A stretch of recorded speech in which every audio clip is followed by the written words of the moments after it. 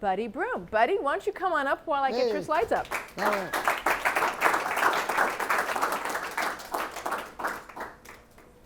Okay. How many people, by the way, have heard me speak before? All right, wonderful. So we got 1, 2. So that's good. So we're at a good start here. So, all right. So I'm going to start off with this easy question. We'll get out of the way of the projector. What is an investor's job? Speak loudly. I don't know. I don't know if that's the investor's job. What is an investor's job? Get a nice return. Nice return. 1. Make money. Make money. 2. People. Huh? Help people. Help people. All right. 3. Improve communities. Improve communities. 4. Invest. 5. Who said that? What was that one? Yeah. That is right. Like right. We want to make money, right? That's the goal of investors is to make money, to get a return.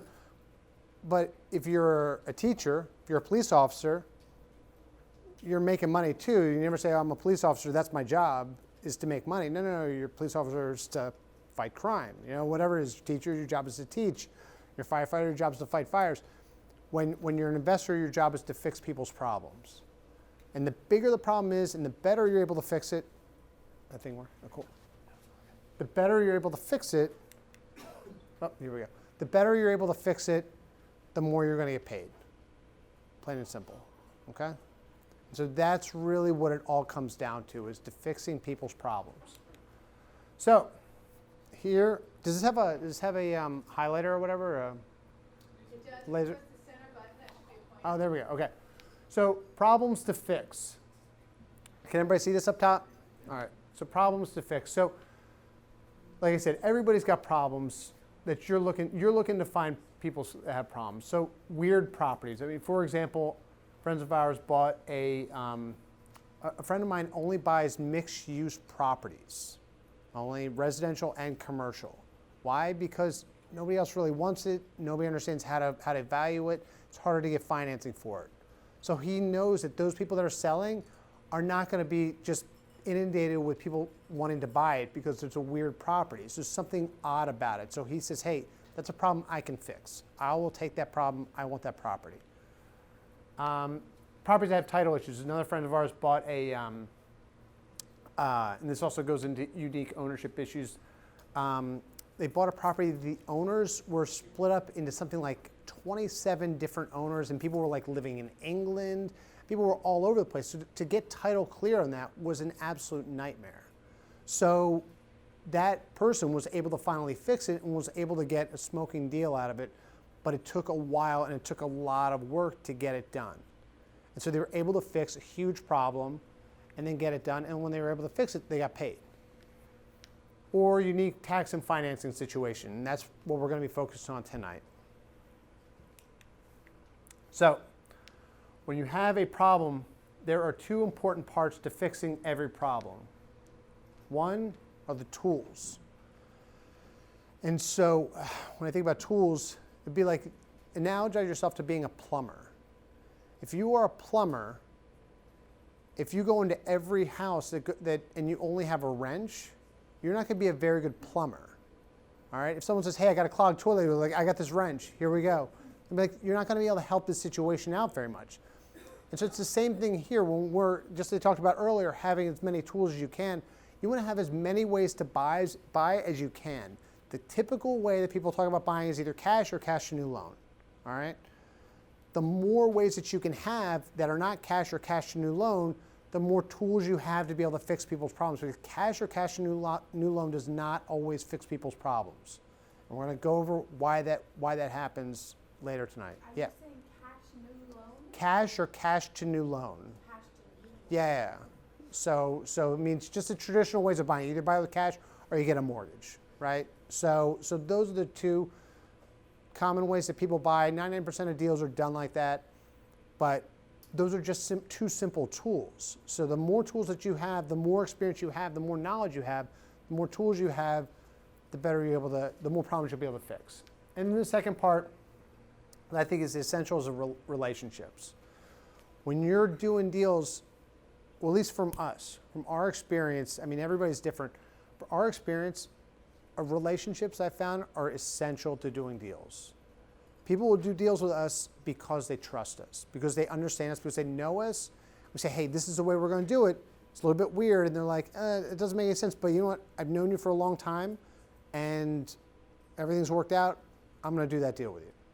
So I think that is absolutely essential to be able to fix people's problems, is to be able to have that. They want to be able to know that you're competent and that you're trustworthy. All right? So we're talking tonight about Zillow's instant offer. We're talking about high tech. And so Zillow's instant offer, how many people have heard of Zillow's instant offer? All right, it's a new program. It's still, I think, in beta testing. I think right now it's in 15 markets. Started out in Vegas and Phoenix, and I think maybe Orlando, and now it's spread. I think they're just starting in Riverside this year, in the first step in California. And so what Zillow's instant offer is literally someone from their computer says, hey, I have a home in 123 Main Street, and I want an offer. And all of these investors that work through Zillow go check it out, give an offer, cite and that's it. The person has, I think, 3 days or 5 days to accept, and done. It's like kind of like CarMax for homes. I mean, honestly, it makes it so easy for somebody. If they have a problem, they just get rid of it. So this is a problem for investors. For people like us, they're saying, hey, like, I want to invest. You're not going to be able to compete against this. Zillow has so much data. If your goal is to just do the same game as Zillow does, that's going to be really, really, really hard to do. Okay?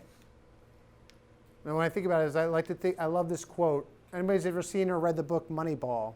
There's a story about the Oakland A's. And Billy Beane, in the movie, is played by Brad Pitt. And he has a great quote. It says, if we try to play with the Yankees in here, we will lose the Yankees out there. And the idea of the movie was, hey, we have to do things differently. We're the Oakland A's. We don't have any money. So if we're scouting players, if we're trying to go after the same players as the Yankees are doing, we're going to lose. The Yankees can pay that guy $10 million. We can pay him $500,000. He's going to go to him. So we got to find other guys that the Yankees don't want that can compete. So we got to do this thing differently. And it's the same thing with us. Like I said, if you're trying to go like Zillow and say, I'm just going to out Zillow, you're not. You're going to lose. But if you say, hey, like, there's a way that I can get around this, that I can do this better than Zillow can, you can win. All right? And you can stay in business and keep building your portfolio and ultimately become financially free, which is really the reason that people are here, right? So, about me. So this picture was taken in 1992 in Linwood, New Jersey, when I graduated from my public middle school. And I like to show up because I got to speak up at a local high school a little while ago, and about student loans and how to analyze them. And I said that this picture was taken. I graduated from my public middle school with zero debt. So I'm very proud of that fact. No student loans, no student loans. So I grew up in Linwood, New Jersey, just outside of Atlantic City. And the first experience I've ever had or hearing about investing or anything like that was my dad. And in creative investing, because he started off and he bought a little building, and he wanted to buy the building, but the problem was he didn't have the money to do it. So he's telling me the story, and I was like, oh, that's interesting. So I was like, well, how'd you do it? He said, well, I asked the guy if he would take payments. And my dad didn't know anything about seller financing. He didn't know any terms. He didn't know. He was like, I said, hey, would you be able to take payments for this thing? And the guy agreed to do it. And I said to my dad, that's the dumbest story I've ever heard. Why would anybody agree to do that? That's really stupid. That doesn't make any sense. Everybody knows you got to get the money now. Why would anybody wait to do it? And my dad looked at me. I think he was eating like a little pile of pistachios, like sort of like wandering off, thinking about 50 other different things at the time. But he's like, well, he's like, I don't know. He's like, I just asked him. And they paused. He's like, well, also, the guy knew me, and he knew my family, and he knew my reputation, so he probably assumed he was going to get paid back. And he did. He got paid back. And the guy came back to him later and said, hey, like, let's do that deal again. And so, without really being conscious of it at the time, I really learned 3 important lessons, I think. One was, you can do this business if you don't have any money. All right? I'm not going to say it's easy. This is not a late night infomercial. but it's absolutely possible to do this business without any money. I'm going to go in more detail of how to do that, how that works later. 2, ask for what you want. You might just get it, all right? Don't sit there in your head and be like, the person will never accept that, they'll never accept it. Just do it. Just make an offer. Nobody, if they reject it, so what? That's it. Just make offers, all right? So I think that that's really important, and just to keep asking for what you want, because if you get 99 rejections and one person says, yeah, I'll do that, that one will wipe out all those 99 rejections you get. And then 3, your reputation matters. So, and that's a story. My dad, people knew him. They knew that he was an honest person, upright, and it worked out. And so, same thing here. I mean, your reputation matters. If you have a good reputation, it'll follow you around. People say, oh, I want to do business with that person. That person's got a good deal. Same thing with a bad reputation. Jimmy Napier, I think, says, one of my mentors, the guy named Jimmy Napier, likes to use the term slip shuck. He says you can slip shuck somebody once or twice, but after that, he's like, word gets around, and he's like, you won't be able to do any more business. So you want to really treat people fairly and honestly and treat them right. And so from there, I went to college at the University of Pennsylvania, and then I went to law school at the University of San Diego, and I graduated from law school. And I'd forgotten everything my dad told me. The honesty part I kept, but like the rest of this part with regards to investing and all that stuff, I was like totally forgot about. And started working as a attorney here in downtown LA, and my wife came across the book Rich Dad Poor Dad. She's like, oh my God, this is a great book, you got to read it. And I was like, that's a really dumb book. I was like, that is not how stuff works. I was like, you get a good job, you invest in your 401k, and you ride off in the sunset. That's how life works. Sorry, I don't mean to burst your bubble, but that's just how it is. And she's like, you got to read this book. And I was like, no. And so eventually she just left it on the coffee table one night, and I just picked it up, and then 48 hours later, I was like, oh my God. I was like, I got to learn how to do this, and it's amazing. And so we eventually bought our first property in August of 2008. So, and why is that date significant? Because in September of 2008, Lehman Brothers folded, and literally about 4 months later, you could see the exact same property that we bought on the market for 50 to 60% of what we paid for it. So obviously that was a pretty disheartening experience. So, so from there, we decided, okay, are we going to keep the property? And then we decided, okay, we will. So in order to keep it, we had to make some major adjustments to our lifestyle to be able to keep it. And from there, at that point, I said, well, it looks like everything's really on sale. Now, this seems like it wasn't a good time when we just bought, but it seems like it's a good time now. The crash has happened. What was my problem? Money. No money, and didn't have financing. Applied for loans, and banks were like, no financing is available. So it's like water everywhere, not a drop to drink. We couldn't get into the market, and we see it. We see what's happening. And so then I came to a FIBI meeting. This is my first time speaking at a FIBI meeting, so it's kind of funny. Like, this is where it all started. So I came to the FIBI meeting. The first FIBI meeting, there was only one chapter at the time. It was in El Segundo, at this restaurant called Stick and Stein, which has been boarded up for like the last 8 years. What's that? Yeah. And it was run by Ellis San Jose, and he was speaking. And and the group was great. It was a very, like, I say this with a lot of affection, a grimy group. It was like everybody there was just like doing these crazy deals. I mean, guys were talking about going into mobile homes, and having to tape their legs up so that fleas don't climb up their pants. Like, I mean, it was just like all this stuff. I'm like, oh, great. Like, I do not get this anywhere else. This is not like the fancy, like, oh, real estate's wonderful.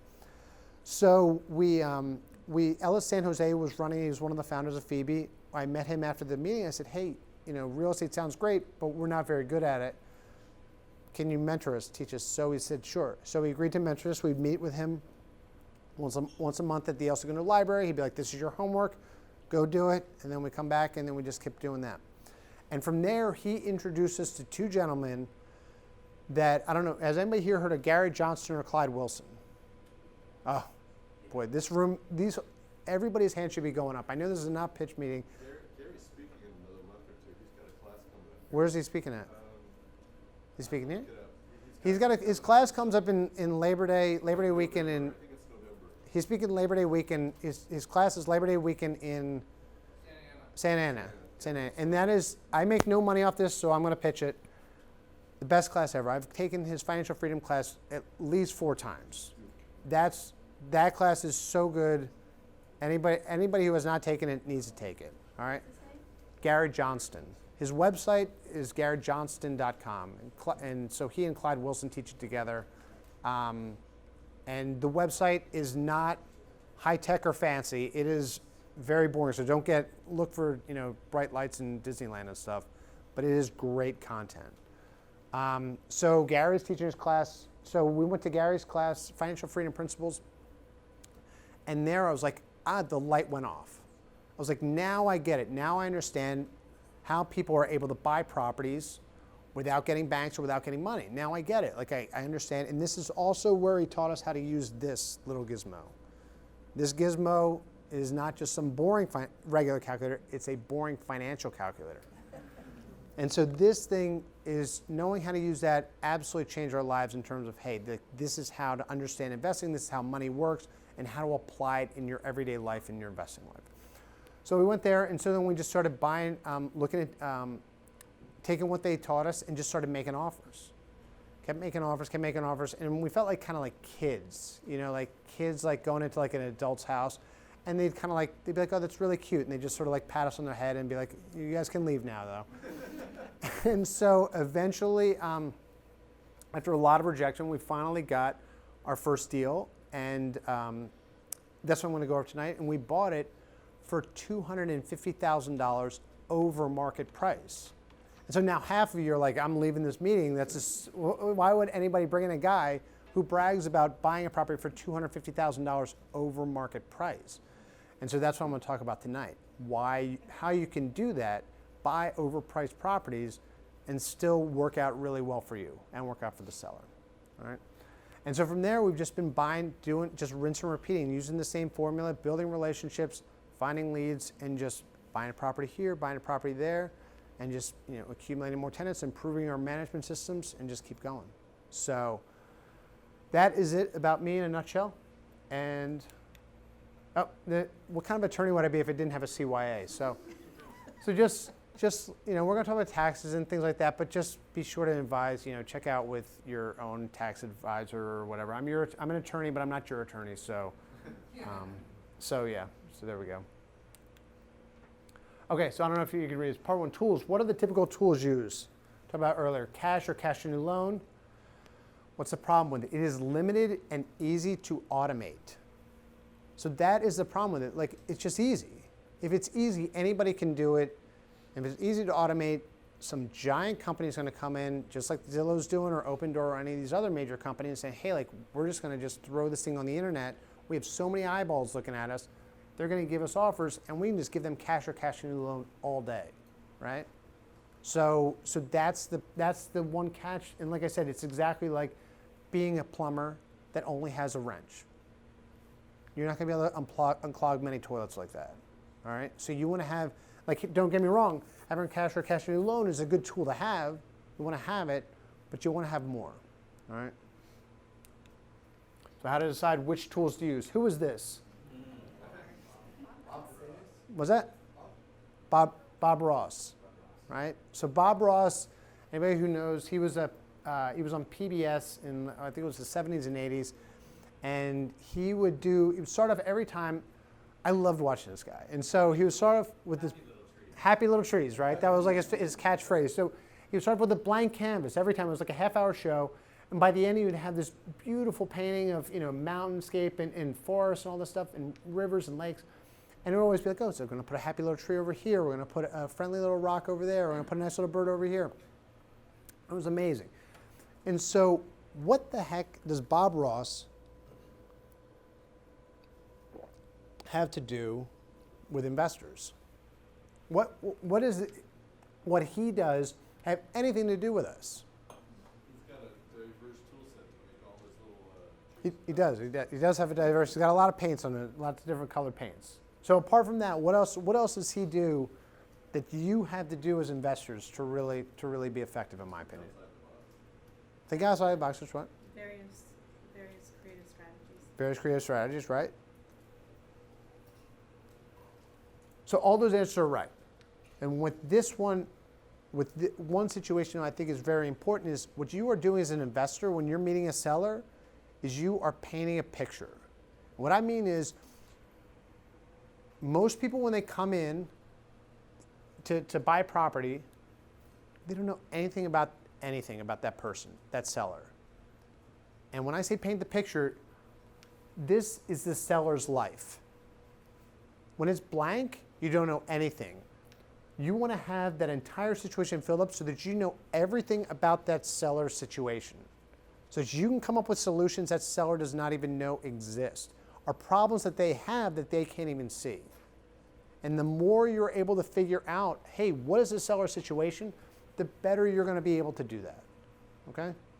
So here is, and so the question is, what tools do we have as investors to figure that stuff out? You have a calculator, right? How do we figure out what's going on with somebody? Talk to them. Ask questions, right? So we got to paint the picture. How do you paint the picture? Ask lots and lots of questions, all right? My mentor, Clyde Wilson, always say, hey, listen, ask them as many questions as you can, and when they're done answering, just ask them another. You want to keep that person talking as much and learn as much as you can. Some of the most important questions, I think, are why do you want to sell? Because you want to know what the reason is people want to sell. It is not, oh, I just want to sell. Nobody gets up in the morning and says, I'm just going to sell that, $500,000 home I got. Nobody does that. There's a reason that they want to sell. There's some pain. They're in spot A, and they think if they sell, they're going to get here. Okay? So you have to figure out why. What is the reason that they want to sell? All right? And then another great question I think is, what do you plan on doing with the money? And that's Isn't that personal? damn right it's personal. If you're going to get my money, you better tell me, right? I mean, so I'm gonna if someone wants my money, I want to know what they're going to do with it, or else they don't have to tell me. But I'm not going to do it. If you're selling a house, though, and you're asking the seller, what are you going to do with the money? Yeah. That sounds like very prying, disrespectful. Really? All right. I mean, that's fine. You don't have to ask that question, but I think that question is essential, and I think that answers a lot of things to it, because not only do I know, hey, that person might not want to answer. If that person doesn't want to answer that question, it might not be my person, right? But if you ask this question, you'd be surprised. People will say, oh yeah, this is what we're doing. They don't take it prying. I meet people all the time that say, yeah, this is what's happening with that deal. Right? But I also meet people that are like, no, I don't want to tell you. I'm like, okay, fine. I'm not going to be able to offer you many solutions to this situation here, but the more I know to your situation, the better I'm able to do it. Sort of like going back to the plumber analogy. If a plumber comes, you call up a plumber and say, hey, come on down. The plumber just comes screaming down to your house, busts through the door, and starts plunging the toilet, and you're like, no, the kitchen faucet doesn't work. What good is that plumber, right? That plumber's got to know, hey, what's the problem here? Why do you want me to come down there? You're a plumber. You got to find out, hey, what's the problem here? What do you want me here for? Why are we even having this conversation in the first place? What can I do for you? Why don't you just, list it up, whatever. Yeah, go. So I'm going to sound like a dope here. No, not at all, please. But I'm sounding like a dope all hour and a half up here, so don't worry. Where are you finding these sellers? Are they FISBOs or what are they? I mean, they could be. I mean, like anything, we use a lot of stuff. I mean, and it was funny, like just on the drive up here, I mean, I have a lead I was just chatting with for 45 minutes. So I mean, we find them through mail, find them through cold calls, door knocking, whatever, But I mean, I think that the most important thing is, like I said, I mean, just putting out cold offers. I mean, that'll get people calling you, and I think it's repeated action. I mean, like I would say, like our first deal, I'm going to go into more detail later. We got to their house. They didn't say anything about it, but next to them was just like a pile of letters that we'd already sent them. So there was no question. They're like, okay, we know it was getting through. So a lot of times if you're sending mail, that first time you're not going to get any responses. It's just the repeated, hey, oh, they're getting familiar, they're getting comfortable with you, okay? So it's I think it's important to ask as many questions as you can, to get as much information as you can about everything.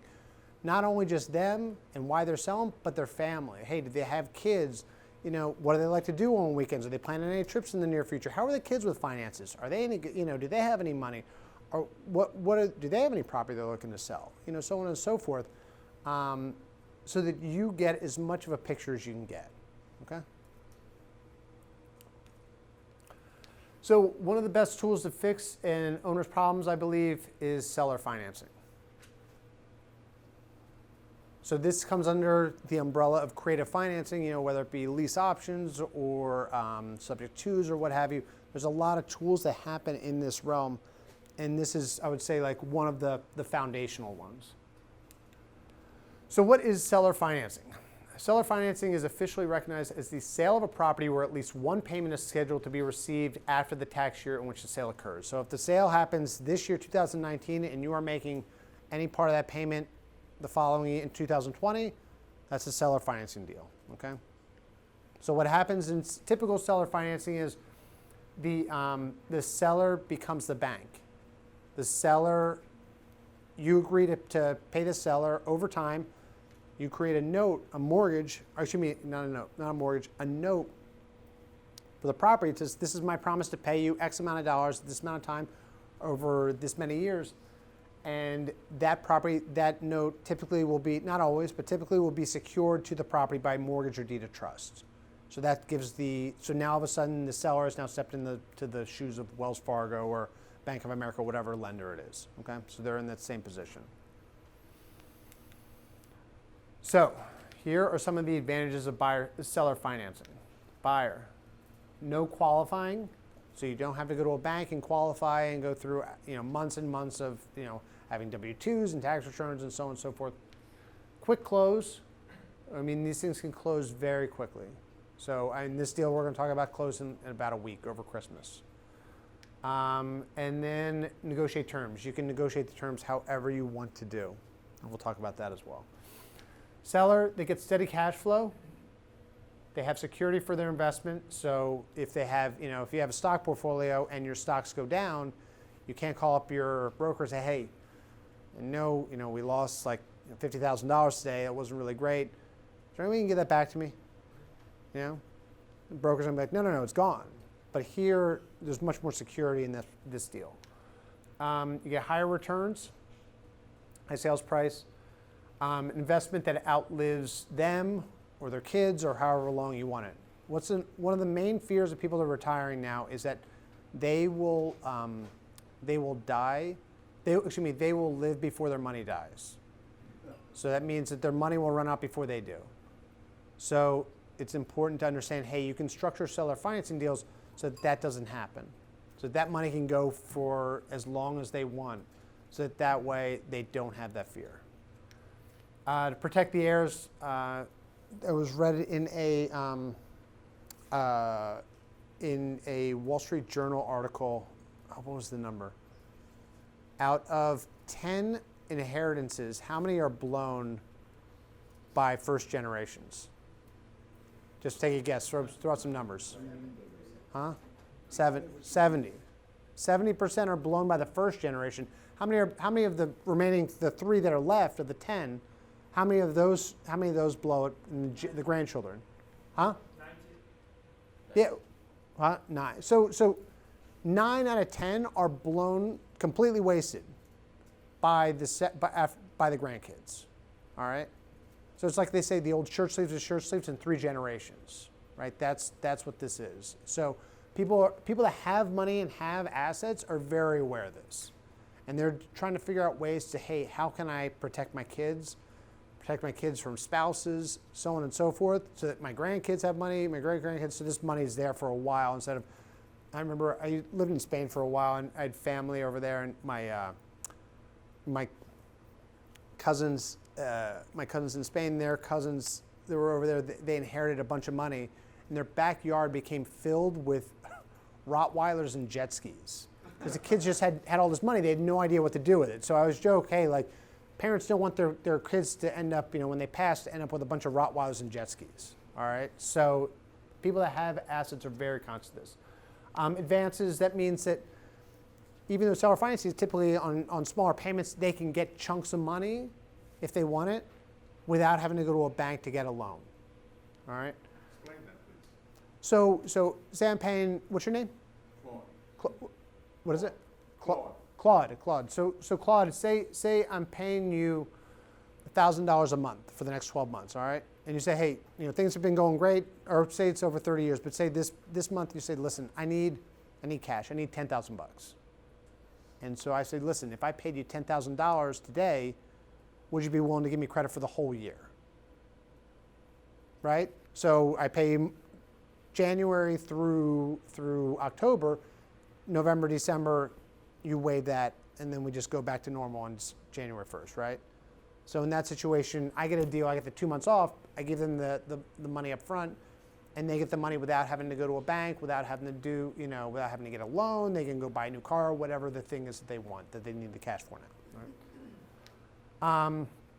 No work involved. They don't have to do any work. They just simply either have the money deposited directly into their account, or they can walk down to the end of the driveway and pick up a check, whichever they want.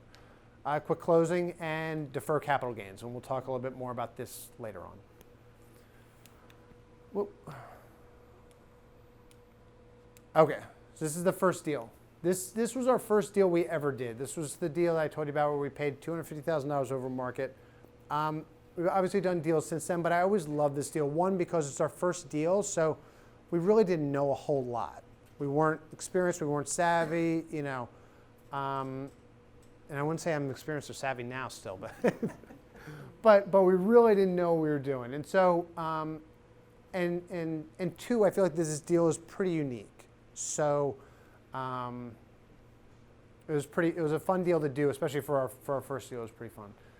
Okay, so the meeting, they called us up on a mailer. These people, they received mail from us. We'd send out mail all the time, and so they called us on this mail, and they said, hey, we want to meet, and we just decided we were going to meet December 19th. And so when we first get there, we paint the picture. We just ask them questions. So we go and meet at their house. They lived a couple hours away, and we're just like, why do you want to sell? How are your kids? What are you going to do with the money? We ask them everything. So we're just like trying to figure out what the situation is. And really the situation was they were tired of management. It was a hard to manage property. They were just burned out on it. It was far away from them. It was close to us. And they said, and they wanted to make sure that their kids had money for inheritance. Those were the big things. And capital gains. Capital gains was a big, big deal. So they were very conscious of taxes. And so that's all we did. We just painted the picture. And what's pet the dog? What does pet the dog mean? Huh? Sort of. I mean, we're in the ballpark, but yeah, I mean, just get to build rapport with them, get to know the people. And Clyde, that's a story from Clyde. Clyde always talks about petting the dog. He's like, when you go to someone's house, you got to pet the dog. He's like, man, I'll go in and see those dogs. He's like, those dogs stink. He's like, but people love it when they pet the dog. He's like, they love that dog petting. So it's really like I said, you're building a rapport with that person. You want to build a rapport so that you guys are on the same level, right? And so that you guys understand him, and petting the dog is also just like, I was talking to somebody earlier, it's like caring about somebody's problems. I mean, if you're just here to hear hey, I'm just here to make a profit, I'm just cramming stuff down your throat, people are going to sense that. They're not going to be stoked to work with you. But if they're like, hey, this person cares about me and actually wants to know, what's my situation, takes an interest on oh, these are my kids, these are my grandkids, this is, these are my dogs, this is that, this is what I'm doing outside of our deal, that's cool. I mean, I would say all of our deals, and the people that we deal with, that we've done deals with, I mean, I keep in touch with them all the time. We're always talking about just life. I mean, just stuff in general. I was, right up here, I was telling you, I was talking to somebody for 45 minutes. I mean, I would say of that 5 minutes, maybe we talked about actual deal stuff. The remaining stuff was just family, medical, grandkids, all this stuff. It was just general life stuff, just chit chat, and I enjoy doing that. So yeah, so I think it's important, just like I said, let people know you care about them. So that's what we were doing, just, hey, asking questions and learn about their life. So the property was an apartment building. It was a 5-unit building. It was all Section 8 tenants. The rents were $7,000 a month and it was not performing. So nobody was really paying in the building. Everybody had a story, and so, the owners were not getting paid. They were just sick of having to deal with, hey, like, are you paying this month? You know, so on and so forth. The fair market value of the property was $500,000 to $550,000. All right. The offer we made. So we're going over what they want. Price they wanted. They wanted $895,000. All right. Does that say any sense of reality? Right. How do you think they came up with that number? That's yeah. It was sort of. It was what someone had made an $895,000 offer before the crash to them, and so they were like, "Oh, that number's still valid, right?" And so they wanted $895,000. They wanted. I said they wanted $30,000 down, and they wanted to carry. This couple wanted to carry the financing. They were very aware of taxes and passing on their kids. They said, "Hey, we want to carry 7." They wanted 7% for 20 years. Okay, so that's the deal that they wanted. So we left that first meeting. I'm like, okay, fine. And we just got all the information, and then from there we just we're calling our mentors, calling Ellis San Jose, we're calling Gary, we're calling Clyde. We're like, what do we do here? We don't know what the heck to happen. So finally, we have a second meeting. Or before we said, hey, we're going to go home, talk about it, and then we're going to come back and put together an offer for you. And so we had before our second meeting, they called us over the phone. They said, hey, where's the offer? Where's that offer, right? And so we said, well, we'll give it to you in person. Like, no, just give it to us over the phone. All right? And so here's an important lesson. What do you do if someone says, give me the offer over the phone? Exactly. Do not give them an offer over the phone, because it is way too easy for that person to just hang up. All right? So we're like, no, we'll give you the offer in person. We're not going to give it to you over the phone. And also, they said, by the way, hey, we misspoke. We know we said we wanted $30,000 down. That's not true. We want $300,000 down. All right? So how do you think we react to that? Right? So, yeah, they said 30,000 originally, but they said no. It was a slip of the tongue. 30,000 supposed to be is really 300,000. Right? So, right? And so how do you think? So how do we react to that?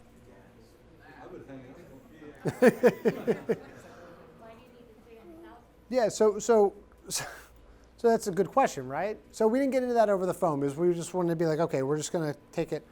But we just ignored it. We just pretended like that was never said. Because we said, listen, first of all, we have nowhere close to 300,000. So that's not even an issue. And second of all, we if say we did have 300,000, like it's kind of hard, like unless we're buying at $300,000 cash, there's not much of a deal in there. So we're like, okay, that's out. And then third, we talked to them so much, there was never anybody saying, oh my God, we need a lump of cash now.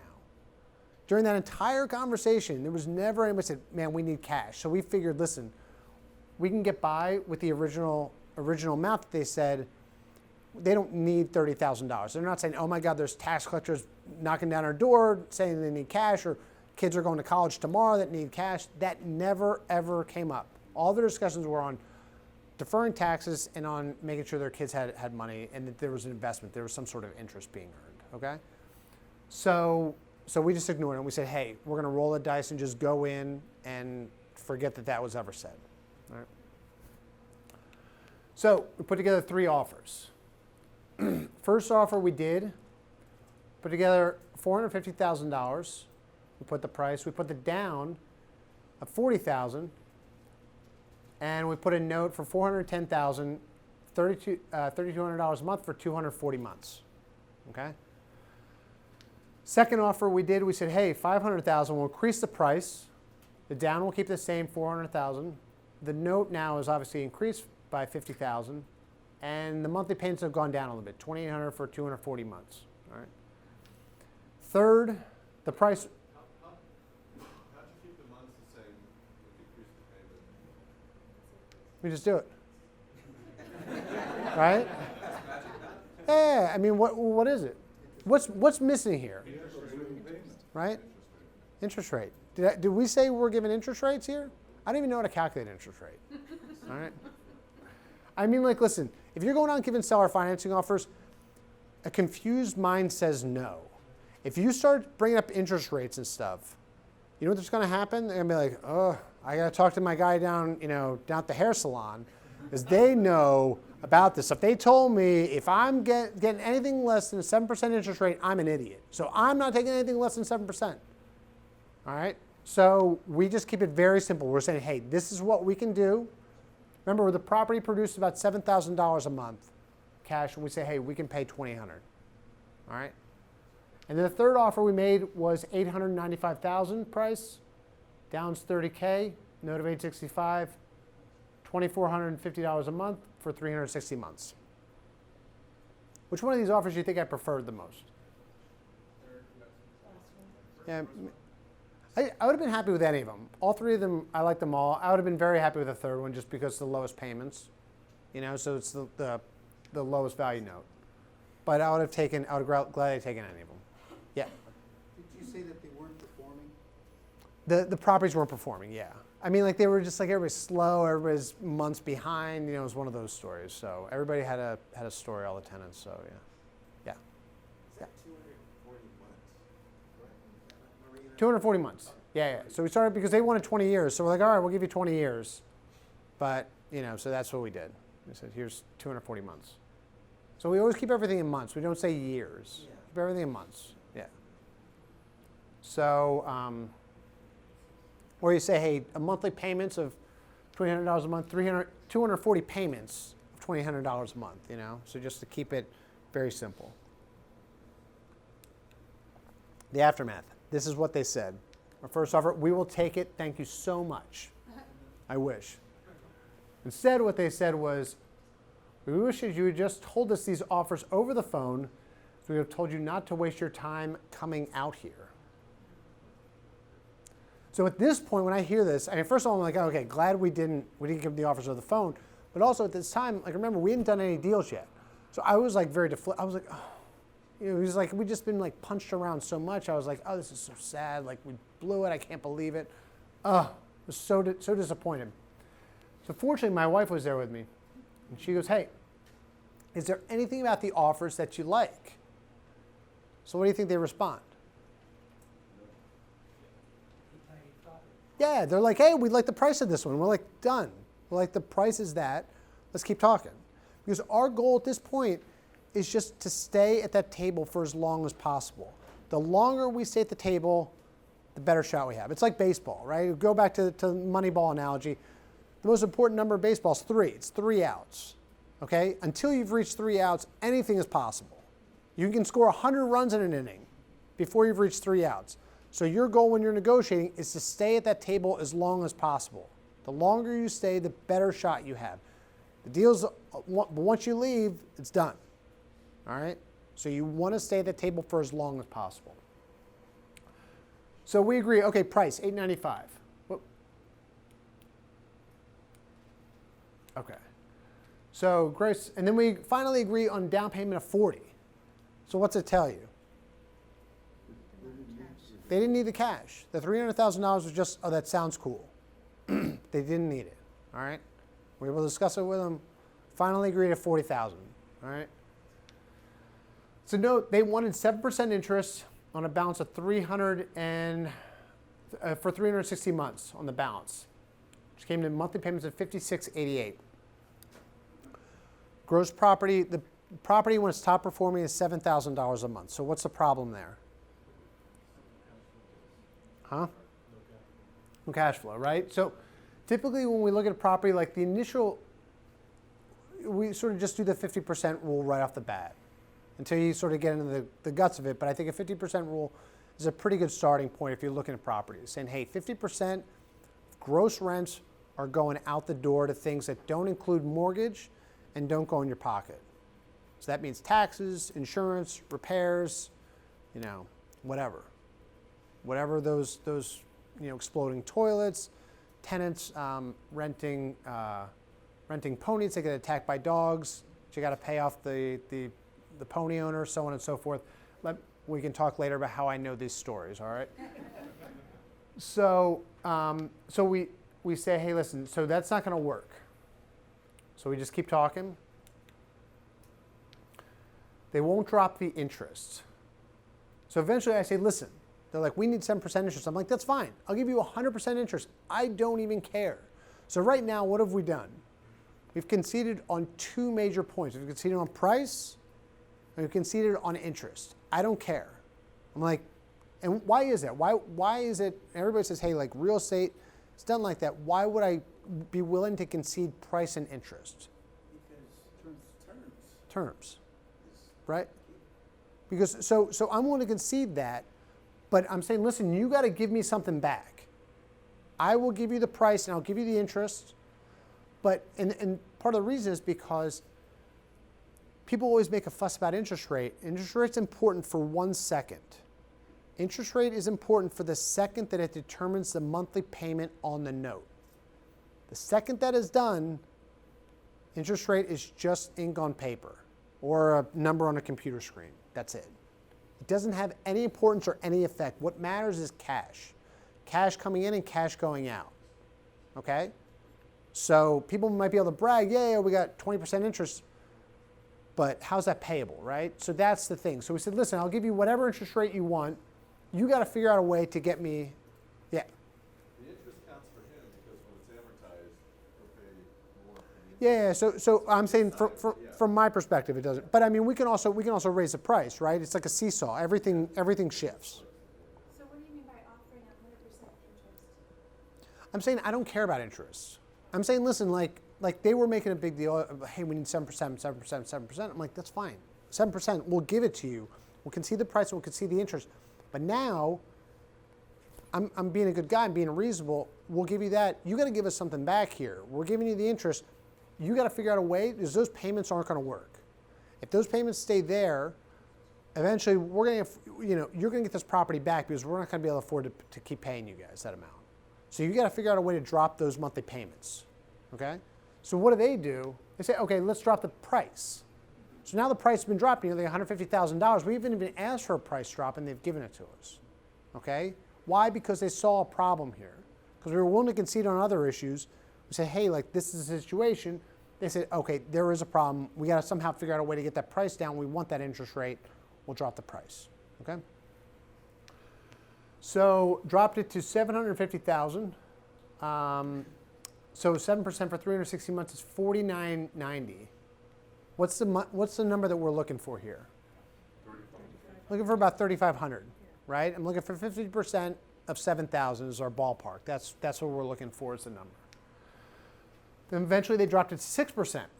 So okay, we'll drop the interest rate to 6%. We're at $44.97. We're still off. We're still about $1,000 over what we want, right?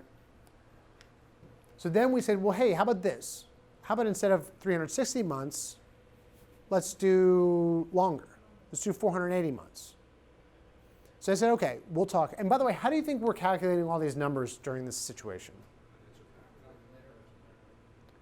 How would any of you feel if you guys didn't know me that well? We sat down at a negotiating table and you said, okay, we're dropped, and I started punching numbers in this calculator and I said, this is the number. Would you trust me? No. Right? So we got to figure out a way to get these numbers calculated without us punching in numbers in the calculator, because if I say that number, there's always skepticism whether that's the right number. Okay? So we had in this situation, we had them call their, who was it? They had an escrow person that they worked with. So they'd call that escrow person, we'd go to the bathroom or whatever, just step out, and they'd go talk to the escrow person, and the escrow person would tell them, hey, I punched the numbers in, this is what we've done. But we've had like crazy stories. One time we had owners call their grandkids out of state and be like, hey, can you get on the internet and punch these numbers in for us and tell us what the monthly payments would be, right? So figure out a way to do it that doesn't involve you pulling out a financial calculator, because that's going to scare the you-know-what out of somebody, all right? But at the same time, it's nice to be able to go in that calculator, go when you're away and start punching numbers, be like, okay, this is what we can do, so that you know for your own knowledge. So we said, okay, let's see if we can do longer. So they said, okay, we'll check with the person and we'll get back. Well, you guys step away and we'll talk to them and see what they can do. So we come back and they're very disheartened. They're like, well, what's wrong? I said, it's not going to work. We said, why not? They said, you can't do it. You can't do longer than 360 months. And so I know, and this is an important thing that you're going to hear, if you're making these type of offers, you are going to hear a lot, that's illegal, you can't do that, all of this stuff. You will absolutely hear that from the most uneducated people on earth who have so much authority in their voice that they are telling you the truth. And so I knew for a fact we could do it a million months if we wanted to. There's no restriction. There's zero law that says you can't have a mortgage that's longer than 360 months. So I said to him, okay, instead of saying, well, your person's full of it, I said, did she say it's illegal or that she just never heard of anybody doing it before? And she's like, I forget. And I was like, why don't you call her back up and see, hey, what it is, whether it's illegal or not. And if it's illegal, let's start pointing out statutes while we're at it. You know, like let's make sure we're pinning this guy down. So she calls her up. The escrow person says, oh, no, I don't think it's illegal, but I've just never heard anybody doing it. So, right? So like I said, be careful. Like you have to go in there knowing that you can do this thing because you are going to be told by people that are completely uneducated that you cannot do this. All right? So it's important to know, hey, like this thing works. So at that point, okay, so we're like, fine, let's stretch out the terms now. Well, here, we'll go back. So why would we want to stretch out the terms? What are the advantages for us stretching out the terms? Right? Keeps dropping the monthly, right? So the longer, it's like a thing of saltwater taffy or something. The more you stretch out, the thinner it gets in the middle. So you think about it like that. The shorter the term is, the higher those payments are going to be, the more compact it is. But the longer you stretch it out, the lower the monthly payments come, and so that way it makes the property be able to sustain itself. Okay? So this is us. This is us closing this deal, me with less gray hair and my wife. And so we finally, the price that we did was $750,000. The down was $40,000. The note was $710,000 fully amortized. They came down to 4.75% interest, 600 months. How long is that? 20 years. That's like how many fruit flies have life cycles in that time. That's a lot, right? So yeah, so it's 50 years. And so the monthly payments were about $3,100 a month. So net cash flow is $400 a month, right? So what's the problem that people always say about Southern California real estate? You can't make a cash flow. It's not true, right? If you're going the traditional route, it's going to be hard because you're restricted by terms. If you're using a bank lender, it's going to be hard because the banks are saying, hey, we're telling you the terms and you're taking it or leaving it. That's it. But when you're dealing with seller financing, you can now negotiate. You can start working around, figuring out, hey, like, how do we want these terms to look? Okay? So the benefits. So why would we do this? So we have 12% cash on cash ROI, right? We invested $40,000, we're getting $400 a month. For assuming no rental increases, getting $400 a month net, 12% cash on cash. People would be happy with a 12% cash on cash return, right? In real estate, it's pretty good. No qualifying and fast. We were able to do this deal, like you said, we had our first meeting on the 19th. I think we signed docs on the 22nd. Oh, excuse me, I take it back. We signed the contract finally on 22nd. And then got everything done over Christmas, and then we closed everything 22nd or 23rd within a week, including Christmas time. We did everything before New Year's, all right? Because they said, hey, like this deal's got to be done before New Year's or else there's no deal. So we were like, okay, this thing will get done. No cash was needed. So while we had $40,000, somebody would be thinking, hey, like that's nice. We don't even have $40,000 to throw at it. So while we were doing this, someone who was helping us out said, hey, do you have the money? We said, yeah. The person said, okay, good. If you don't have the money, let me know and I will get you the money. All right? Why would somebody ever say that to somebody? Why? What's the point of that? So the reason is because that person can get money in the deal too. That person saw this deal and said, hey, I want to get in on that. I want to get something out of that deal because there is a legitimate deal there. So when people say, hey, I'm not investing in real estate because I don't have cash, that's not what they're saying. They're saying one of three things. They're saying, not investing in real estate because I don't have a deal. I'm not investing in real estate because I can't identify a deal. I'm not investing in real estate because I can't create a deal. All right? Those, if you have an honest to goodness deal, the cash is the least of your problems. That cash will be found. All right? And like I said, the reason is because someone else can make a profit in the deal as well. Who's got dead cash, it's sitting around, doesn't know what to do with it. And you can get them a secured investment that'll make them money and make you money. Granted, like I said, you're going to have to give up some of the pie, but half a pie is much better than no pie. All right? So just always remember this. No cash is needed to do the deal. What you really need is the deal. The money will find the deal. All right? Everybody understand that, because I think it's really important to understand. Good? All right. So Yeah. are you talking about a hard money lender? I'm talking about anybody. I mean, just talk about like, person. Here's a good story. We did a deal with somebody. We bought a property from somebody a couple years ago, and this person's awesome. I love this person. She came here at the age of 18 from like middle of nowhere, Pennsylvania, lived on a farm, no money, and just built like this crazy real estate empire out here. It's crazy. And she did it. She wanted to buy her first, she did it by buying these liquor stores in Linwood and turning them into sort of like CVS's, sort of like a one-stop shop. And so she became friends with the owners there. And I think it was a Russian couple, she said. And they said, hey, we have this liquor store. We'll sell you the liquor store in the building, and we'll carry the financing for you. What you got to come up with is $10,000. And this was like 1970, she said. I think the story what happened was. The problem was she doesn't have anywhere close to $10,000, right? Not even close. So the first thing she does is she just starts like running and applying for credit cards and maxing out cash advances on credit cards just to get it. She's like, okay, I got the $10,000, I got it. Then she goes to escrow, and the escrow's like, no, you need $10,000 plus all these other fees that come. You need $18,000 to close this thing. And this lady, she was married at the time. She's obviously not married to this person anymore, but the husband was like, you're not going to get that money, ha, ha, ha. This isn't going to work for you. So she was like, I was like, this thing's coming. I'm getting this thing, come hell or high water.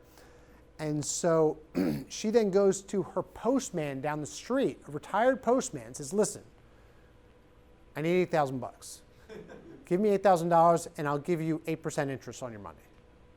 And he's like, I'll do that. She got it.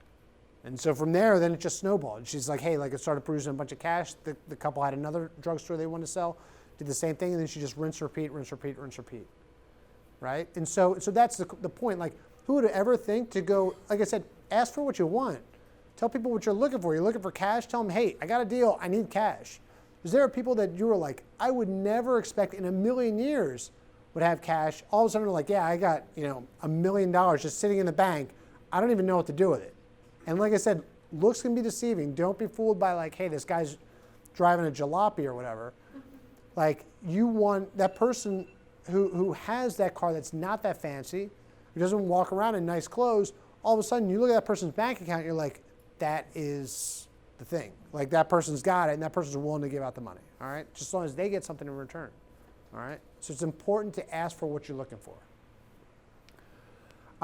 We also get a potential appreciation and rent increases. So, who knows? We don't bank on that, but we're like, yeah, Southern California, we like to get in here, and we bank on it. We're hoping for appreciation. Doesn't happen. So what? Yeah. So how did you get a non-conforming property that nobody was paying rent to pay rent? That's the thing, right? That's the work. So I mean, like, we just go in there we really didn't know what we were doing, to be honest. Like, we didn't know. We just sort of went in there, and we went in to this building, and we go and meet with everybody. Here's a story. And so so we go and meet with all the tenants. Everybody's like pretty receptive to us, and one of the tenants is like, I'm not paying you. She's like, listen, we're like, hey, rent's due on the first, late on the second. She's like, no. She's like, rent is due. I pay the rent on the 15th. And I knew this tenant hasn't paid for like 4 months at this point. And so I'm like, okay. I'm like, rent's due on the 1st, late on the 2nd. She's like, no. I had an old deal with the landlord, I'm paying the 15th. So I'm like, it's fine, new landlord, but that's fine. I'm not going to get in an argument. So, But she still hasn't paid. still hasn't paid. So the first comes, so the first comes, do you think she paid? Absolutely not. No way. So we say, okay, we give everybody up to the 4th. There's a late penalty. And so, so after the 4th, I just go down to the property. Everybody that didn't pay, I put 3-day pay or quits on everybody's door. Later that afternoon, the next day, I'm in my office, and the assistant says, hey, calls me and says, hey, buddy, there's this lady here with like a bag of cash. Like, this is weird. And so I'm like, yeah, it is weird. And so I go, and it was her. And I was like, hey, like, we don't take cash, like, because it's just too easy to lose. She said, please, just take it this time. I was like, all right, we'll take it this time, but going forward, you know, you got to pay by, you know, cashier's check or money order. Like, that's it. And so from there, I mean, with her, it wasn't perfect from there on out by a long shot, but it was much better, you know? So I think that's it, is knowing, hey, what are the rules? How do you enforce them? Those tenants never got a 3-day pay or quit in the history. So now all of a sudden they're getting like, whoa, what's happening here? It's like, hey, you know, yeah. So you mentioned at the beginning of the deal that the Section 8, Yeah. right? Mhm. So a portion of the money that would that mean that your rent is secured, or maybe a portion of it is? Portion of it is, but the tenants, so Section 8 differs with tenant to tenant and city to city as well. But Section 8 here was, like, every tenant paid a certain chunk. You know, sometimes up to 50%, sometimes, you know, 5%. So it just depended on the tenant and what their finances were as to how much Section 8 would pay. So Section 8 was paying a portion of the rent. The portion from the tenants was not happening. And there isn't any wiggle room to go back and negotiate something with, I don't know, Section 8? Yeah. Yeah, I mean, well, Section 8, I mean, at the time, like, you can't negotiate. I can't go and negotiate, say, hey, Section 8, pay a higher portion of their rent. Right. I can't do that because that's between the tenants. So, like, that depends on the tenant's finances and everything like that. I can't increase the rent amount.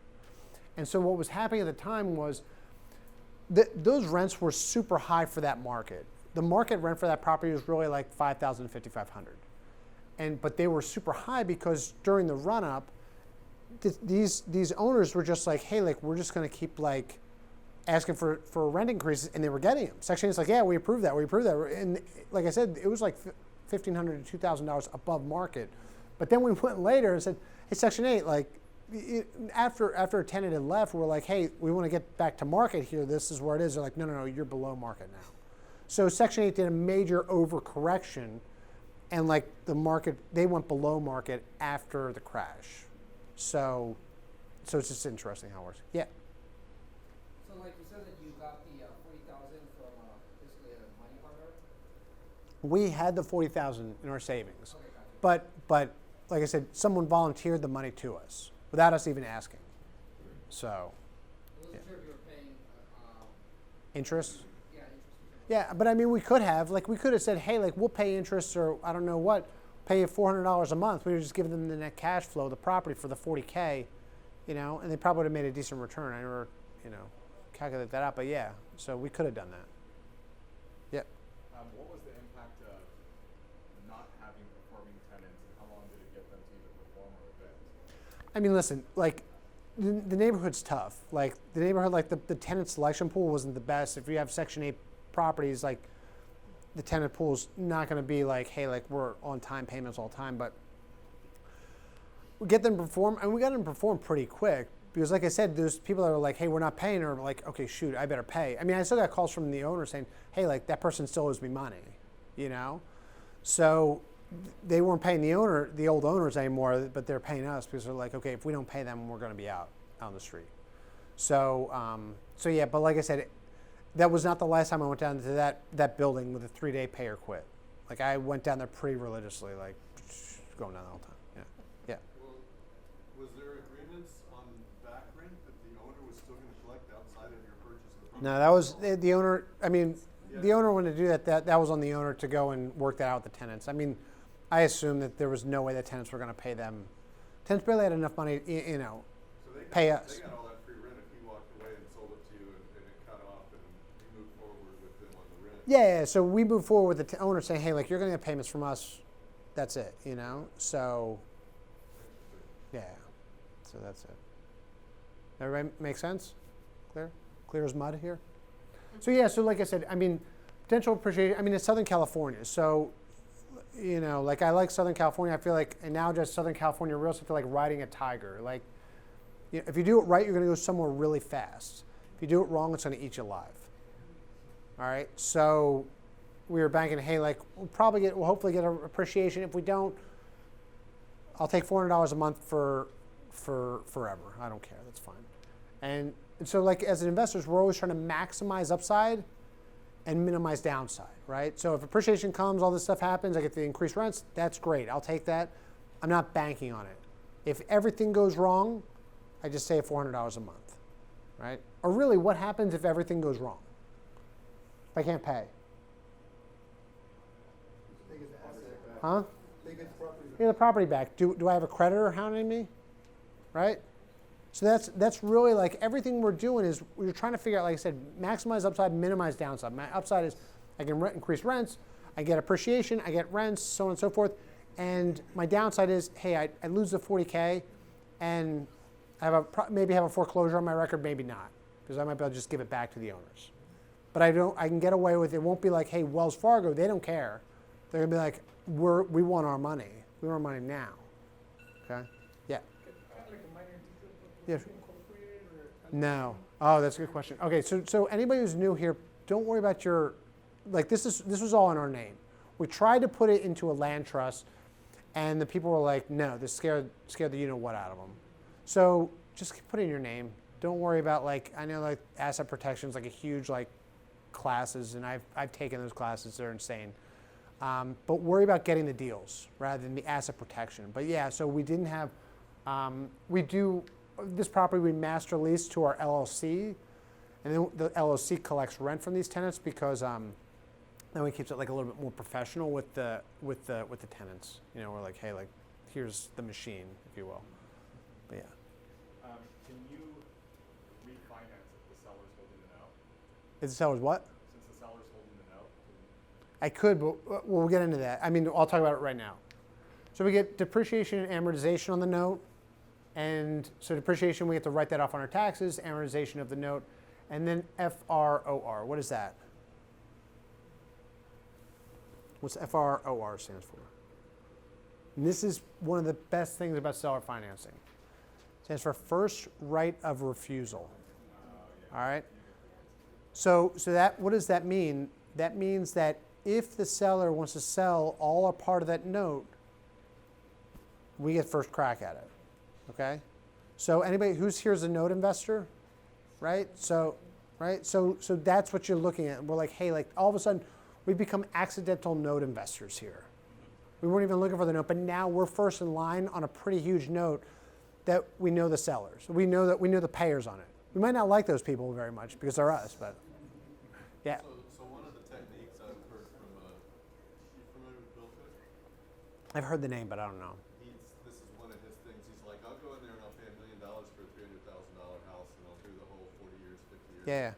He goes, invariably, he says, I've yet to ever pay $1 million for a $300,000 house. Invariably, 5, 10 years down the line, they want the cash, and you buy them out early, and you end up actually paying less for the house than stretching it out, because you say, hey, I'll give you the same thing, like I'll give you $10,000 if you knock it off, 2 months. Well, a lot more than that. Or whatever, yeah, whatever the number is, correct. If it's a smaller house, they don't that much. But he says almost nobody I've ever stretched out. They'll all take the money after things get flowing and stuff, and they've got their cash going. He says you almost always can buy them out, and that's the right of first refusal too. They have to come back. So that's exactly, so everybody heard that, right? So that's what a lot of times happens with seller financing. The person eventually, like Wells Fargo, if I go to Wells Fargo and say, hey, like, do you guys need an advance on your money? They're never going to say yes. That's never going to happen. They're never going to call me up and say, hey, buddy, we need some kids are going to college, or, like, hey, Christmas is around the corner, we're a little bit short, can you advance any money? That's never going to happen. But with the seller, with an actual person, those situations come up, and they're going to call you up and say, "Hey, listen, I need this. I need money." You know, so it's leverage. Yeah. So you're there. So and like I said, and even if you don't have the cash, say that person says, like I said, the example earlier, I pay 10 months in advance, get credit for 12 months. Say I have zero money in my bank account. Can I still do that deal? Well, let me ask you another question. If I pay 10 months in advance, get credit for 12 months, what's my return on investment? 20% This is why you got to know how to use this. This is why you got to go to Gary's class this Labor Day. It's a 35% return on investment. Paying 10 months in advance for something and get a credit for 12 months is the same as getting a 35% return on your investment. Are people excited about 35%? Okay, right? So if I'm getting if I have an investment, someone says to me, says, "Hey, I need 10 months in advance. Can you pay me? And I'll give you credit for 12 months." All of a sudden, it's easy for me to say to somebody else, "Hey, do you have 8%? You're looking to lend out money at 8%? I'll pay 8% over the next 12 months." Right? So I borrow money at 8%. I give it to the other person. I'm getting a 35% return on investment back, so it easily covers the 8% that I'm borrowing. Does that make sense? So everything is figuring out, hey, like I'm getting a good return, one thing, and then finding the other person to help close the deal. Okay? Yeah. With this sort of creative financing where you might be like paying something well over market value, what is the depreciation based on? What you agree to? It's based on. In that case where you're like, I'm going to pay $1 million for this house, you're going to start writing off the improvement value. I mean, that's the value. It's the value two parties agreed to. You know, I mean, I've never heard of the IRS coming back and saying, no, that doesn't work. But maybe, but I don't know. That'd be a hard one to fight because you had two parties. Maybe if they're related, you'd be like, okay, that's obviously something shenanigans happening. But if you have two unrelated parties doing the deal, I mean, like I said, I'm not an accountant, consult with somebody, but I would think that'd be fine. But yeah. So would this work on traditional financing, or does this concept pretty much only work when you're doing seller financing? What do you mean? The payback of the note? Yeah, I mean, like I said, if you mean traditional, if you have Wells Fargo is the other side. Wells Fargo is not going to call you and say, hey, like we need cash for college this year. So this is only pretty much like if you're doing seller financing. Yeah, if you're dealing with a person. You got to be dealing with it with a human being, not a corporation. Yeah. Do you have to deal with rent control on any of this? No. I was talking to somebody earlier. I mean, I think that rent control, I might be forced to deal with rent control depending on what happens in the next couple of months in the state government. But rent control is I avoid rent control at all costs. And I'll tell you why, because I mean, I'm an attorney, so I'm still practicing, and I've done a lot of eviction work in my time, and I mean, I've seen cases, I've had tenants that have thrown dog feasts on other tenants. I've had tenants threaten other tenants with physical violence. I've had tenants actually beat up other tenants.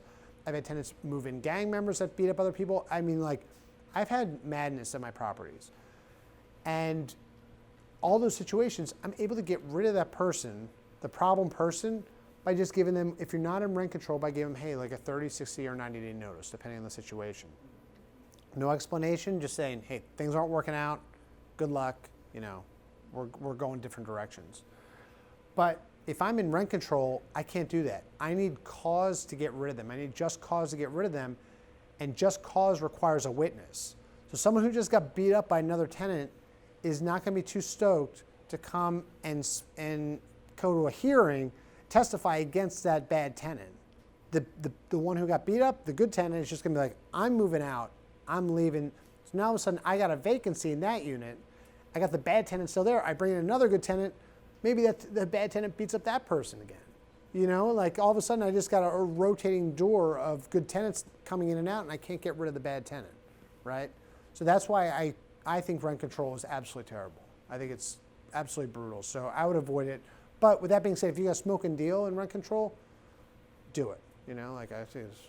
I live in a duplex, and same exact thing. The tenants were sticking the pit bulls on me, and they were attacking me and stuff. And then they developed an electrical problem in the apartment downstairs, and my landlord took 3 months Yeah. Try to fix it, and they moved out because they got tired of the electricity never working. So yeah, so I wouldn't recommend that technique, but obviously it worked, you know. So creative solutions, right? And he told me later, he goes, "Yeah, I was really dragging my feet on that because I figured if they just got fed up because half the Yeah. apartment wasn't powered, what are they going to do, right? Stop paying rent and then they get to leave." Yeah, exactly. So that's so I like I said, I wouldn't recommend that, but sometimes because otherwise, I mean, I've been in cases where like easy in rent control, you can have buyouts that go $25K to 50 plus. I mean, depending on the situation, and I just think that's insane that someone for beating up another tenant now all of a sudden is being rewarded. Like the huge buyout. Like it drives me crazy. The report itself, let's say the police were called on that. Yeah. Assault wouldn't be enough to go to a judge and say, "Hey, they just beat up one of my other tenants." I mean, you got to go through the eviction process. They're going to argue it and say like, "Hey, that didn't happen," or so on and so forth. You still got to have witnesses. The police officer can't directly testify if they saw it. They'll be able to say, "Hey, I got some hearsay evidence that this person told me that this happened." Most likely, the person that got beat up is not going to want to testify. But even clients, I've been in cases that even you've had all the witnesses lined up. You'll have judges and juries be like, no, I feel bad about throwing this person out of rent control. It's maddening. It really so. Not yet. It's in the Senate, so we'll see what happens. But it got through the Assembly, so we'll see what happens. But yeah, okay. So actually, going back to the deal, how Yeah. do you use this property to scale up to the next one? I don't know. I mean, like all those things I talked about here, right? So we talked about we got the cash flow, so $400 a month, which isn't great. I mean, but it's like, grocery money. We'll take it. And then, like I said, the goal here are the outs are, you got the potential appreciation. Remember, it's Southern California, so you just want to get your hooks into Southern California somehow. And then the note, if we get a discount on the note, right? So those are really like, where you're saying, hey, like, where am I getting a big chunk of cash to make a down payment on something else? Those are, I would say, like, in seller financing, that's typically what you're looking for, right? Because why are we here in real estate anyway, right? I mean, like, we're here because we believe real estate goes up in value. Typically does. Sometimes it doesn't. If it doesn't, hey, I got $400 a month, that's fine. I mean, my money back in 100 months, no big deal. But if it goes up, my upside is big. I maybe, like I said, buy the note at discount, or do I get the potential appreciation or depreciation? I get the potential appreciation of the property. Plus, I get the amortization of the note. So, worst case scenario, in 600 months, I'll be 80 something. I will have paid off the paid off the note and have a free and clear property. But that's it. So yeah, so that's what I'm looking for. Who is paying for the taxes and insurance? I mean, like, we're the owner. Like, the seller is simply Wells Fargo in this situation. They've converted. They're no longer owning the property, even though they were the owner. They sold us the property. They are Wells Fargo. Does that answer both your questions? Good. Yeah. Can you touch a bit, I know, just don't be too long, but on a situation like this, the benefits that the seller would Yeah. for That's a big one. Okay, so everybody got our benefits. Why we'd be foolish enough to buy a property for $250,000 over market, right? Got that? Yeah. Just touching a little bit on the price set for the property. Like, Yeah. let's say you offer like way over market price, are you now liable for more taxes? Yeah, I mean, so that's an issue, right? Because now it's going to go up the appraisal amount, and the county's going to say. So that's what happened when we first got it. We got the property, and the property tax are based on what the appraised value is, and they say, okay, well, that's the value is what you guys agreed to. And we said, no, it's not that, it's this. And they said, no, not so fast. That's what you guys agreed to. So yeah, so we were at so you got to pay a higher price based on that. Like, maybe down the road you might be able to contest it. I mean, we've contested other properties, been like, hey, like, this is the real value, and they've dropped it, but so that's. You can't. I mean, there's the county has a formal appeal process that you can go through, and so you just say, hey, like, this is what we think the value of the property is, and they go through. You got to go through a bunch of paperwork, and then they go up to a board and they say, yeah, we agree with that. We'll knock it down, and you got to redo it every year. So yeah. Okay. All right. So, okay. So now we're going to the sell. So now the question is, who here thinks? If we have any agents in the room, that'd be great. If anyone was an agent or this was your parents or something like that, would say there's no way in the world that I would allow anybody that I care about to do this deal. I want them to do cash. Cash is king, right? We all hear that, right? So who here? Do we have any agents in the room? No. Okay, so any agents, right? If someone presented you this deal, most likely, I mean, most agents I've met have been like, there's a handful that are like, yeah, we'll do seller financing, but most of them are like, no, right? Because they're like, hey, own cash now, right? Apart from making it hard to get the commission. If you get the commission out of the down payment, but so we'll talk now because most people say, why would any seller agree to do this? What's the benefit that they get? So the number one benefit, I think, for sellers, they defer capital gains, right?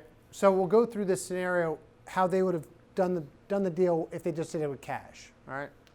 Traditional MLS sale, $500,000, we'll do the higher amount, $550,000 fair market value. You're gonna pay commissions if they're selling it through an agent, $33K, that means there's $517 left.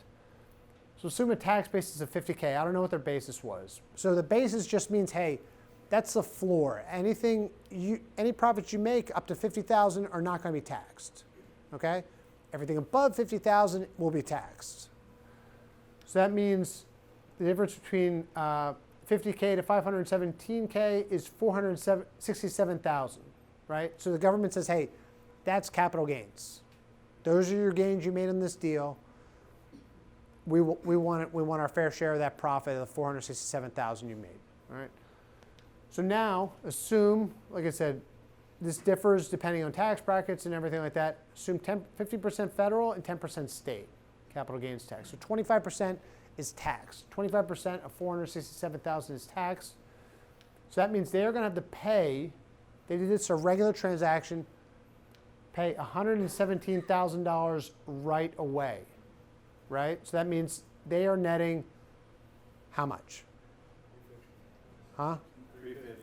350. So we got 517 minus 117,000. 400,000 is what they net cash money. Right? So it's not 550. Everybody gets enamored with this number. You got to start looking, hey, where's everybody else getting paid in this deal? Okay? So $117,000 they got to pay to Uncle Sam right out the gate, or the state government, whatever it is. And so they're going to net 400,000. Then the question becomes, like we go back to the earlier problem I talked about, people don't want to outlive their money, right? People look at money, and they look at it as, typically when people look at retirement, they look at, hey, I got this pile of cash just sitting there earning zero interest, and I'm just going to eat from it until it runs out, and I really pray that I die before that money runs out. You know? That's what most people are looking at. But that's not really what retirement is. What you want, financial freedom or retirement or what have you, should be a pile of assets. The easy analogy is rental properties that produce cash flow monthly for infinity. Produce enough cash flow to make your monthly nut.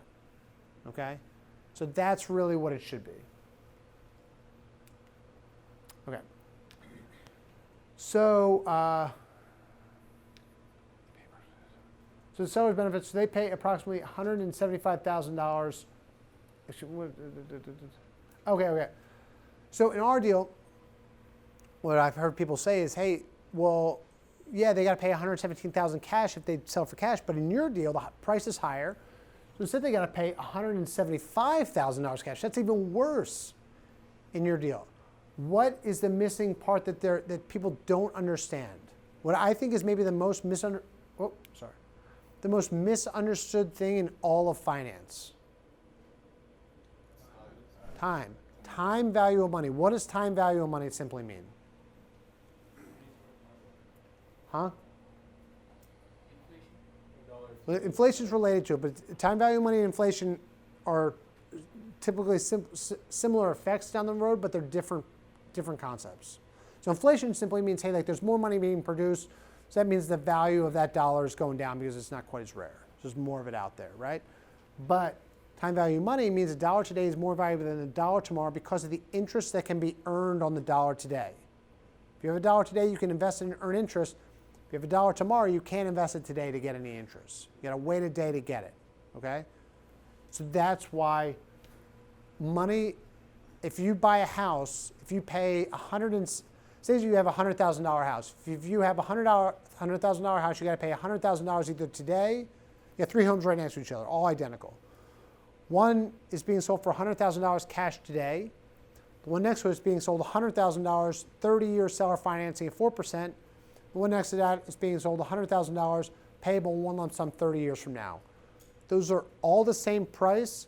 Those are completely different houses because the value of that $100,000 in all 3 scenarios is completely different, okay? The price is the same, but the value of the money is different in all 3, okay? So I think it's extremely, extremely important to understand and completely sort of glossed over when people talk about finances. Oh, time value of money, dollar tomorrow, today is more valuable than tomorrow. No, you have to understanding values, cash flow streams, how to value them, and put them into one simple number to understand. So they pay $175,000 in our deal.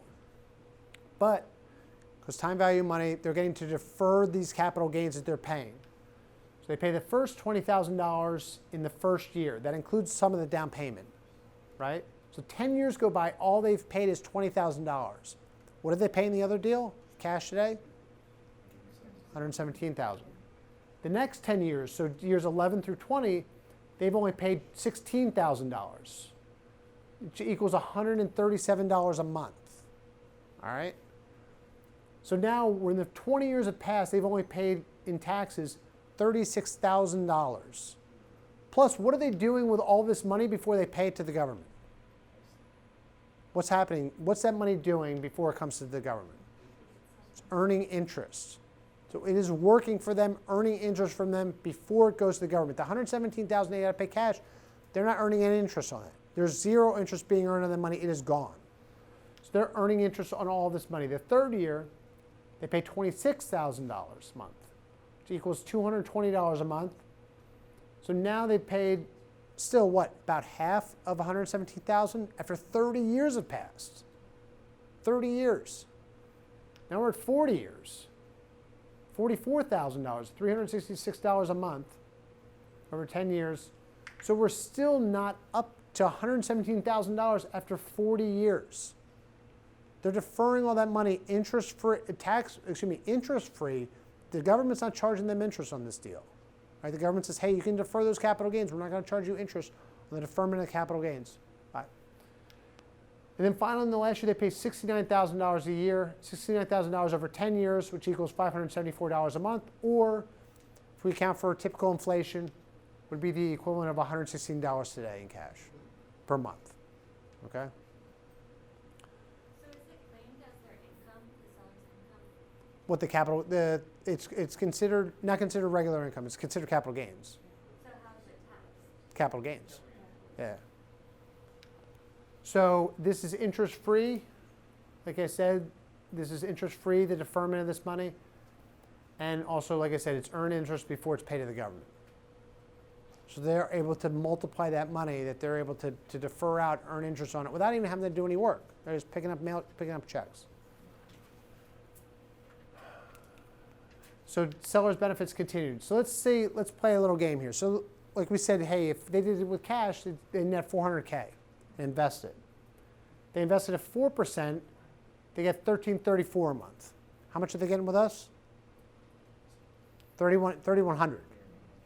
They invested at 2.5%, they get $834 a month. They invest at 1%, they get $334 a month. All right?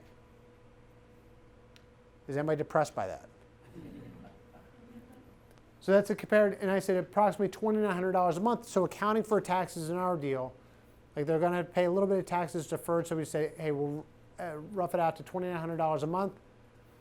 Or, so that means $2,900 a month compared to any of these three. And getting 4% is kind of hard to do lazily. Like if you're like, hey, like I'm not working for it, I'm just like, I just want to sit on my duff.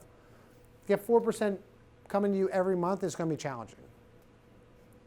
Now, let's say they invested it at 4% and took out $2,900 a month every month because $1,300 a month is just not going to cut it for them. They need the full amount. They need $2,900 a month like we're paying them. would last only 185 months. How much is our deal lasting them? Yeah, 600 months, right? So over 400 months longer they're going to have money. Are they concerned, oh my God, I might outlive that money? If they are, that'd be awesome. That'd be amazing. You know, because they were like in their 70s, this couple. So, and they're still going strong. We went out and had a picnic with them about like 3 months ago. So, 1%, and if they were only able to earn 1%, that would be 147 months or 12 years. That's it. So that's what we're saying. Hey, like, what are the value? That's when we get back to, hey, what are you doing with the money? The person's like, this is essential to that question, right? If they're investing it, well, I don't know, I'm just putting it in a money market. Really? Let's sit down. Let's go over some numbers here. Let's check this thing out. How long do you want that money to last? Yeah. So you went over this with them? No. They were already on board. This couple already knew it. But we've gone on with other owners. We're like, hey, like, how long do you want this thing to go for? Are you planning on dying tomorrow? Because if you're planning on dying tomorrow, then yeah. Or are you looking to buy like a bunch of Rolls Royces? Then yeah, you want the cash now. But if you're not, if you want this thing to last and you want to pass on something to your family, cash is not king. Yeah. So in that case, when you do go over it with the sellers, do you have them do the numbers themselves? Where you're talking about the calculator? No, I mean like, if we're not putting on a calculator, but like the basic stuff, we can just sort of rough it out. Be like, hey, listen, what's 1% of this amount? You know, like we can keep it. Oh, what are you putting in a money market? Okay, what's a money market earning you right now? Okay. 0.5% or whatever, you got a CD, 1%, whatever it is, So that's, you just sort of keep it as basic, as simple as possible so that everybody can understand, right? Like I said, nobody wants to outlive their money. So it's important to understand that concept. So sellers, additional minutes, high price. That's really, like I said, just to brag to friends, be like, look at us, man. We conned these kids, took them to the cleaner. Look at us. This is awesome, right? So it makes people feel good when they say, like, hey, I got above market price. Okay? Security, like I said, if everything goes wrong, we stop paying them, what happens? Property goes back to them. And it's a pretty good collateral they got. If the stock market crashed tomorrow, they'd be out of luck. There's nothing coming back to them. Advances, like I discussed earlier, if they need cash, they say, hey, we need $30,000. We'll say, hey, we'll give you $30,000, give us credit for the next 12 months, and then the next year we'll be back on schedule. They can do that, right? It doesn't show up on their credit. They're not going into debt. They don't have anything to worry about. They're just getting cash. They give up 2 months for that. And I'm more than happy to do that. No. Who said that? Right? If I pay 10 months in advance, I get credit for 12 months, what's my return? 35%.